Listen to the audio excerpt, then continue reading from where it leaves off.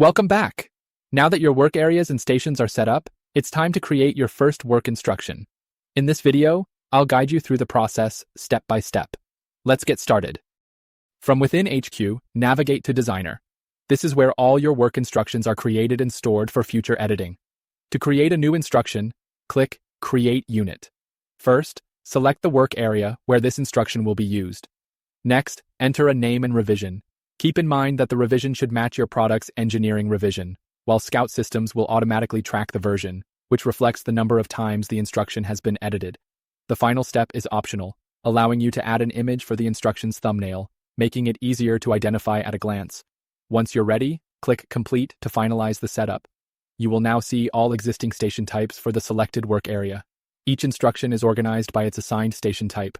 To start creating an instruction, click Add Step next to the appropriate station type.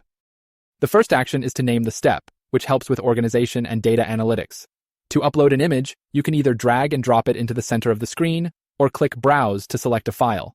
If the image needs to be enlarged, use Zoom to Fill for a better view. For complex steps, consider using the Picture-in-Picture or PIP feature.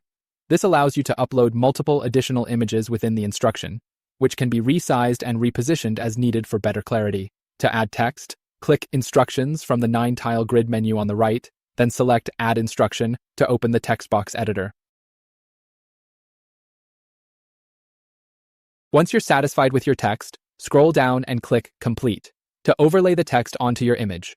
The text can be repositioned as needed. If you need to make any changes, simply reselect the text editor from the right side of the screen to edit your text.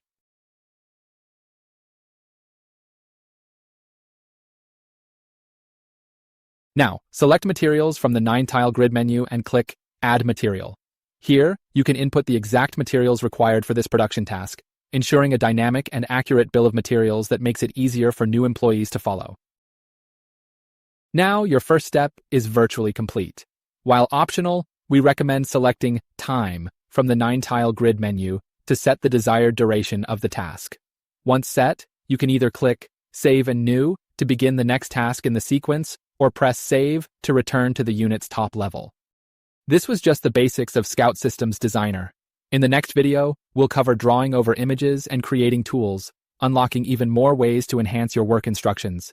You'll see how Scout Systems Platform not only simplifies documentation, but also brings powerful capabilities to boost production quality and efficiency.